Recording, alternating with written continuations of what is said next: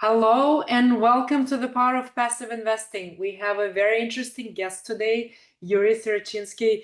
Yury and I had a few casual talks about what he does, and he is very well versed in investor relations, raising capital, private equity, and other topics related to commercial real estate. So I'm really excited to interview Yury because he's a wealth of knowledge in that area. So without further ado, Yury, welcome.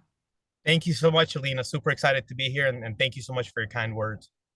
Absolutely. Thank you. Why don't we start with you sharing a little bit about yourself, your bio, and how you got to where you're at today? Absolutely. So obviously, with a name like Yuri, right? I'm an immigrant. So I came here when I was 8 years old. I came here from Ukraine, from a city called Odessa. So I always preface the fact that what drives me really is what we call this kind of immigrant work ethic, which we can certainly talk about. Uh, I've always known I wanted to be in sales. Sales has truly been a passion of mine since 8.5 years old. I knew that this was the way I was going to go. And then, of course, from a career point of view, I've certainly progressed through your corporate world. So I worked for companies like Aon, General Electric, Allstate, AXA Advisors. And then luckily, Steve, who is the founder of Smartland, invited me to go ahead and raise capital for him at Smartland.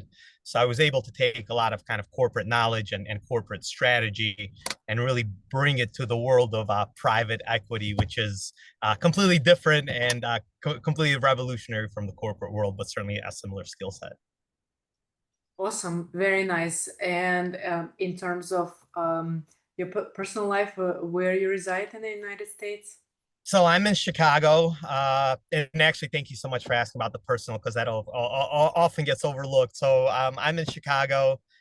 Naturally, I do all of this for my two children. So I have Josephine, who's 9, and Michael, who's 7, and very fortunate to have a wife as well. So naturally, just kind of all of this happens for the family and Chicago based.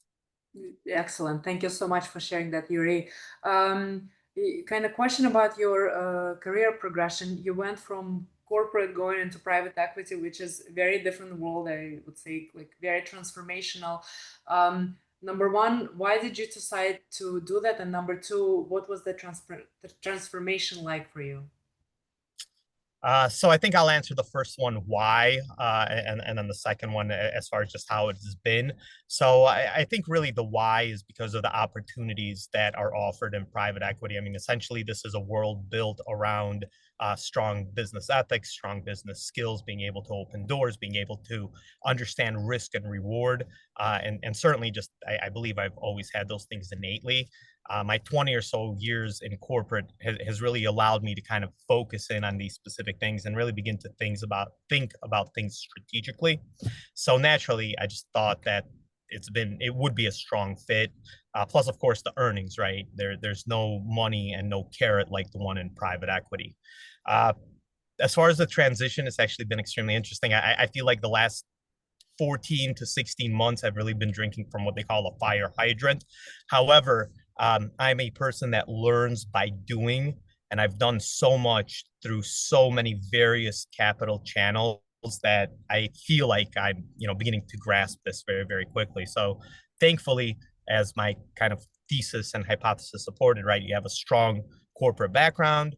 You have an education, and my education includes Carnegie Mellon University, plus an MBA, Amazing. plus AI education.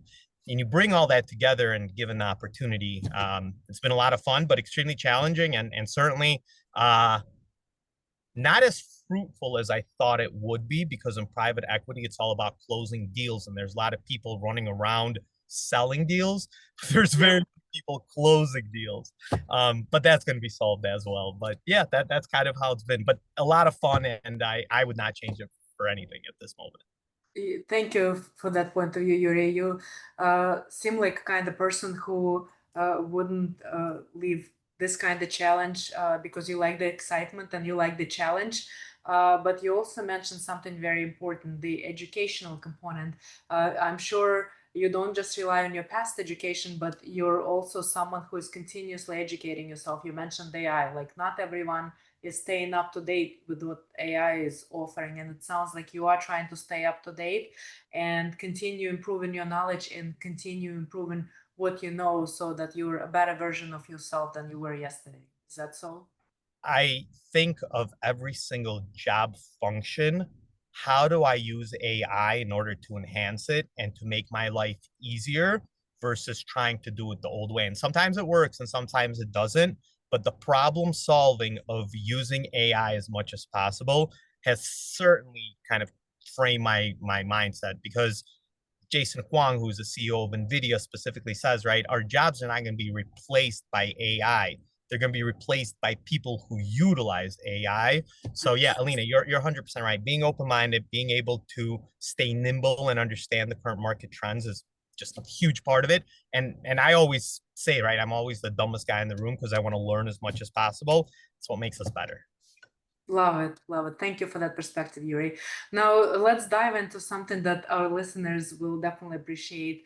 The landscape in a commercial real estate space has certainly been changing, and it's been very unpredictable. And I'm sure every single person will say that they lived through unpredictability in the past, but we're living through it now, and we honestly don't know what's going to happen tomorrow. And a lot of people have an opinion on where the rate's going to go and what's going to happen, but I don't think there is a Nostradamus among us. So we'll take the opinion and we'll take the supporting information that you want to share. So from your perspective, what you're seeing from a Smartland perspective, and where we're heading in the commercial real estate space, where do you think the rates are heading and what that means for our investors?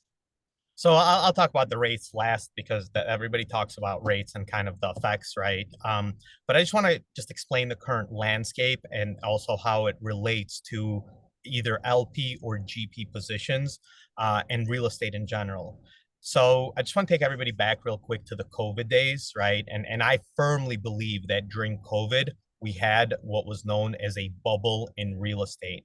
Smartland itself, right? We remained very much on the sidelines, and we really had two issues, right? One, we couldn't buy the deals at the price that we needed to buy them at, and in real estate, that is the number one way to protect yourself.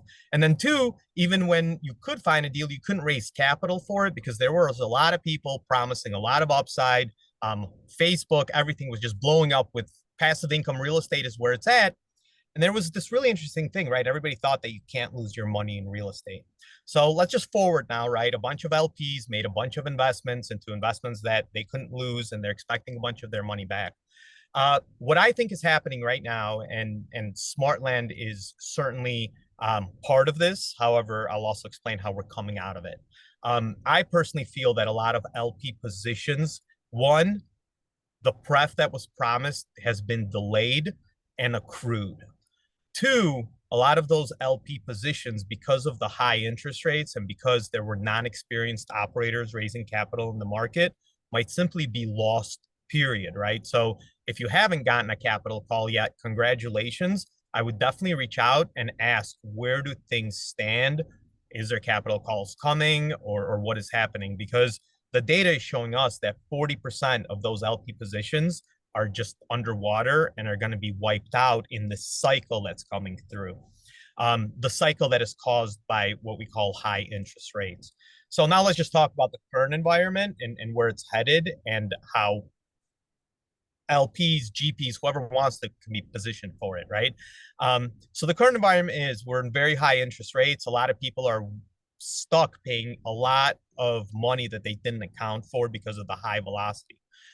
Also, rent growth, and this is proven, is slowing down as well. So if you had an aggressive operator who made assumptions that, oh, interest rates are going to be low, rents are going to keep on growing, we're not going to have to pay as much for material, which is out of control since COVID, those operators are naturally in trouble. As a private equity company, Smartland and any other private equity company is going to try to take advantage of these specific individuals. So what does that mean? We are seeing a tremendous amount of inventory for commercial real estate on the market right now. We're offering 70 to 75 cents on the dollar looking for what we call motivated sellers who are in Mhm. trouble. And it's very simple. They're either going to get foreclosed on by the bank or they're going to go ahead and sell it to a company like Smartland. And this is where we feel there's a tremendous chance to go ahead and capitalize. Uh, and of course, as interest rates begin to come down, anything you buy now is naturally going to start going up in price. It's just an inverse relationship. The other part, Alina, I just want to let you know there's a tremendous amount of money on the sidelines in the marketplace, all looking for very simple risk-adjusted returns. And if you Yep. can deliver those, that's great. It's not that easy to find deals and bring them to a close because this LP gap, this LP source of capital that is so necessary for every deal to come together, right? What the bank and the GPs ultimately are using as their buffer and protection, it doesn't exist right now in the marketplace. So finding that LP capital is hard, but if you find the deals, it's certainly out there. Thank you for that perspective, Yury. And that leads me to the next question. But before I ask it, let me ask the preliminary one. Who is your typical investor? Are we talking institutional or are we talking retail? That's a great question. So during the COVID and the few buys that we did make before COVID, we were mostly an accredited investor base. So we have about 1,200 accredited investors that we continually work with. As our deals have now become bigger and bigger, and one of the reasons why I was brought in here specifically was to go to institutional. Institutional is kind of the following: debt funds, family offices, and a lot of what we call kind of private money out there that do, your 16% bridge loans, but they'll also offer you any other terms. So now, we're no longer hunting, $100,000 checks, $200,000 checks. We go in and we say we have a deal. We're looking to fill the stack right now. It's $34 million. This debt fund, this like LP piece comes in anywhere between 72 to 85% of the capital stack. And the rest, we go to the market to our very special GP positions. Now, there's a big difference between LP, right, and the GP. So, the GP is what we go to for accredited. So essentially before it was all accredited, makes it very hard to raise. Now we got the debt plus we have the LP piece and we're only raising the GP piece and offering significantly higher returns. But it's also a different play, as you know, also. Of course, of course. So you've been a lot more creative these days. Thank you for that. That sort of the preamble to to my next question. Essentially, you worked with a lot of retail investors and you're working with a lot of institutional now. How do you see the appetite changing from, let's say, COVID to 2023? And then now 2025, where 2023 was also shaken, people saw the difference, and a lot of people were challenged to find the capital. And we're still in that environment, but I want to hear it from you, what you're doing to attract that capital and how is it different these days? So the appetite has completely changed, right? Again, in COVID, I believe that any business out there was part of what we call the COVID bubble. When you have unlimited amounts of money being thrown at advertising, saying you got to get commercial, you got to get second source of income, and you have people sitting at home, and you have them getting stimulus checks, people were just throwing money in because the thought was I cannot lose in real estate. Those people were promised specific results: 8% LP, 16% IRR, whatever it is. Those people have not been recapitalized, meaning that they gave their money and that money hasn't come out. So at Smartland, that source of capital doesn't exist. We call on our people all the time and we say, look, we haven't had capital calls. Your capital is okay. Sure, we needed to slow down distributions because we had errors that we need to fix. It hasn't come together as fast. And people say very simple, Yury, you're a great guy. Love talking to you. Until I get recapitalized and until I get my money back, I will not invest anymore. The other part that's happened, Alina, is that the S&P is up 100% over the last 5 years. Who needs a 16 to 17% IRR when people are just so excited about the stock market? But the stock market right now is getting inflated to what the dot-com bubble was. So it's hard to find money right now from individual investors. It ain't happening. One, they haven't gotten their money back. And two, they just think that, oh my God, I could get more money somewhere else. The smart capital, the debt funds, the family offices, 33 to 35% of their money needs to be in real estate.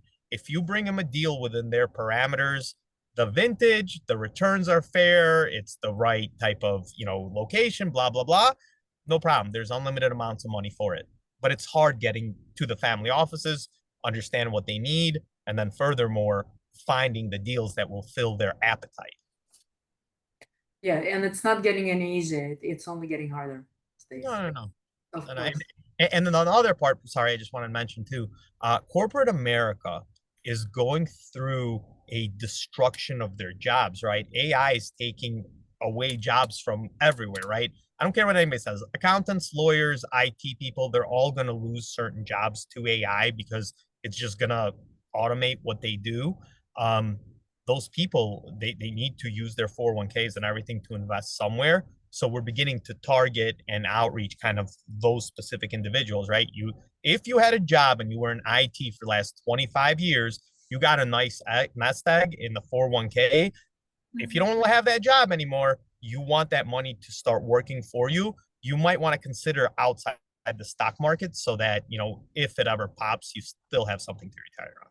And that's another source of Completely. we're looking at. Yeah, I completely agree with you, Yuri, and I'm a big proponent of leveraging your pension funds where possible, of course, but once it's no longer stuck in your 401k and you roll it over, now turning it into self-directing and using it to invest into assets that are not correlated with Wall Street because you want to have the right balance.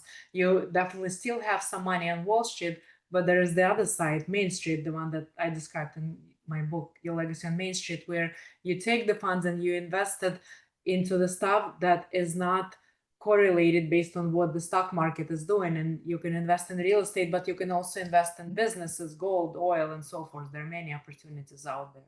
The new allocation model includes private equity in it for wealthy individuals. And you're 100% right. It does not need to be just real estate, it just needs to be outside the market with Of course. operators who the people trust and that have a track record. Because if you're all in the market, it's great, but private equity is going to deliver good private equity should deliver 16 to 19% net IRR, which should balance you out. Those are the you were way ahead of the curve because Blackstone CEO, I believe, just came out with a new allocation saying that you need to have a high amount of money in private equity. Of course. Yep. I heard that too. Thank you. Yuri, let's switch gears a little bit and talk about where is Smartland today in terms of target assets, what you're looking for, and where do you think Smartland is heading, say, 5 years down the road? It's a great question too. So as of right now, we're managing $130 million worth of real estate assets.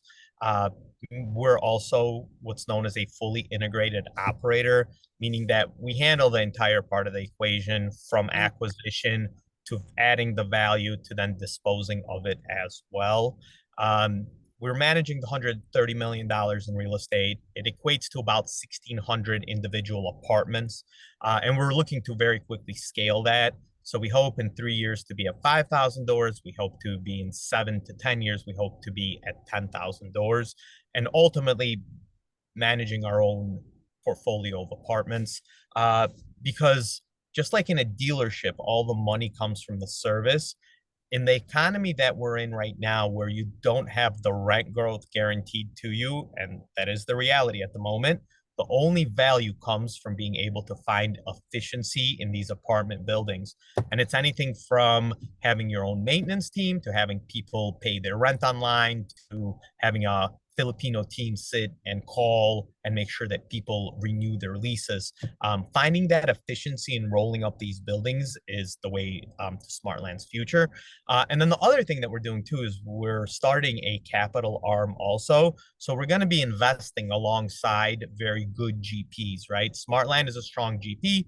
We believe we understand the market. We believe we understand what it takes to win. However, there's strong GPs all over the country. We want to Mhm. be in certain markets and we want to partner with those specific individuals because in order for a deal to be successful, ultimately you need to have those boots on the ground. Yep. That's the second thing is that we're going to be starting a capital arm looking to invest alongside into deals also. And with that capital arm, do you envision Smartland to be part of the managing team as well, or just be more on like observing what the GPs doing? No, we'd hope to bring kind of what we call the Smartland way, right? Because we want to learn from them, but we also want them to learn from us. And only then does it become a winning situation. Like we could look at a property and we could say, okay, here's the four things that we know are going to make it more successful. Putting in a special filter into the water to take out the air bubbles will save you 30% on your water bill, right? It's a no-brainer. But then there's a couple of things that that local operator might teach us. So we ultimately want to go in hand. And naturally, when we invest capital, we want to be a little bit more hands-on in these early phases on. So that's our kind of goal.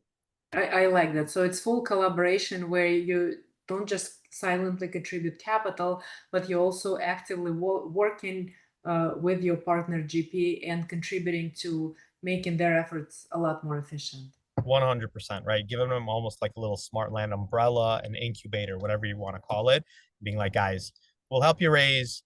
Here's a little bit of capital from us, but we got to do it the right way. Because if you do it the wrong way, one, it's very expensive, and two, you just don't want to waste time. Time is very precious in anything. Yep, I take it that the Smartland does it the smart way, that there's no other way for the Smartland. There you go, Alina. You got it. That's our marketing model. We'll see. We'll see if we hit our targets in 5 to 7 years. But yes, at the moment, we sure hope so. Sounds good. And Yuri, you brought up a lot of important points that I want to reemphasize with our audience. Number one, it's focus. You guys focus on apartment buildings and you haven't deviated from that focus within your group. You fully integrated that experience to make sure that the teams are working with the same approach you have and everyone is aligned within that approach, which I think is very critical for the success of the team. And the third theme that I noticed in your responses is just like you're trying to make your role to be more efficient with AI, the company as a whole, Smartland, is trying to make the whole business a lot more efficient by automating parts of the business and making sure that it runs on autopilot where possible so that you can concentrate on other pieces that are still manual and require a lot of hand holding. Is that all? 100%. 100%. And again, like anybody who doesn't use AI for things like underwriting, having to give you analysis on a deal, I mean, you got to do it. It's a whole different ballgame. Let's just put it that way. Of course, completely agree. Yuri, for some of our listeners that are also struggling to raise capital, what would be your recommendations for things that they should do or should do differently nowadays? So number one, right? You're either a broker or you're an operator, right? If you're an Okay. operator, you have to have a very clear track record, and you also have to have a value proposition, right? Explain what it is that you do on your deal sourcing, what makes it unique on your value add proposition, and then prove that you've done it before. And then again, many people think that the easy money to raise from is LP investors, $100,000 at a time. That is not the case. The money is raised by filling up the capital stack with first the debt, then the LP, and then the GP piece at these kind of 100, 150,000, $200 checks. If you're going to go and try to fill a big deal with a bunch of LP money, $100,000 at a time, it'll never close for you. And then also, right, bite off small before going big. It's very easy to say, oh, I want this 200 a unit apartment building. But then you get into it and you might start finding things that you never imagined, and the bank is just going to take it away from you. Start off small, get a few wins under your belt, and then see if you really like it and if you want to do it and if it's really for you. Because the issue with real estate, just like the stock market or anything else out there, just because you did something yesterday and you Mhm. succeeded in it does not guarantee that you're going to do it today and succeed tomorrow. You need to constantly be thinking, innovating, and just recalculating this constant formula of how am I going to get the best deal? Where am I going to add value? And how am I going to sell it? And is the market going to be right? I love. Um, right? Because again, like just because I made a great stock trade yesterday, I could lose all that same money today. Same Absolutely. different, right? You're a business person. You got to calculate your risk reward. And the second that risk becomes too much for you is the time you should stop. And most people never do. And that's why they lose. And big guys like private equity, like us, are looking to capitalize on it. So I guess the best advice is don't bite off more than you could handle. I love it. I love it. Thank you for that, Yuri. And if I could make a parallel between what you said is when people are thinking whether to buy a single family home versus buying a duplex or a quad, it's of course it's better to buy a duplex or a quad because you have more doors, and if you have a single vacancy in a single family home, it's 100% vacant. In a quad, it's only 25% vacant. So the same goes for money. When you're raising money and need a lot of it, instead of going to retail, maybe go to a family office or ultra high net worth individual, because you're going to be putting a lot of sweat and a lot of effort to raise $100,000 check as much as raising $10 million check. Of course, you There it need to have is. experience and track record beforehand for Yeah, that. because again, smart money, like those people are always evaluating, right? Is this risk or reward worth it? And if you come to Yep, them without the right deal, they'll just laugh at you. I mean, I've had plenty of people say, "Are you insane to even bring this to me? Like, it's just don't ever send me stuff like this again and waste my time." Right? You gotta ultimately all the things have to line up for you, especially in this environment. So yeah, agree. couldn't agree with you more. Thank you. Thank you. It makes perfect sense. Yuri, this has been very interesting interview, and we always like to ask our listeners, or I'm sorry, our interviewees, two personal questions at the end. Number one is, how can our audience reach out to you? Where they can find you if they want to talk to you? So they can call me direct. It's 847-721-7555. They can also email me. It's yuri.s@smartland.com, or just go to smartland.com, fill out the contact us form, and I respond immediately, right? It's very important to respond to people. That is absolutely awesome. I don't think I ever had anyone give out their phone number and email at the same time. So thank you so much for being so open. I We really thought through this interview before we started. I realized exactly how I'm going to do it. awesome, awesome. I love it. Thank you so much. And the last personal question that we ask is, how do you like to give back?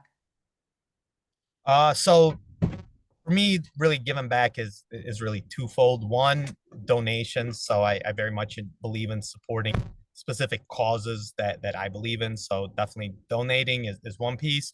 And then two, I very much believe in giving back with just ideas, right? So if anybody's got any ideas and they just want to run by something, be like, hey, Yuri, from your experience, do you think this will work? I have a very direct methodology of how I evaluate ventures. So I'm always happy to nurture and help young entrepreneurs with just any kind of ideas or anything else that they might need. Thank you. And again, thank you so much for being so open and for giving back to the community. And for our listeners, please listen to this interview. And if you're interested in speaking with Yuri, reach out to him directly. And until next time, goodbye. Thank you. Thank you so much, Alina.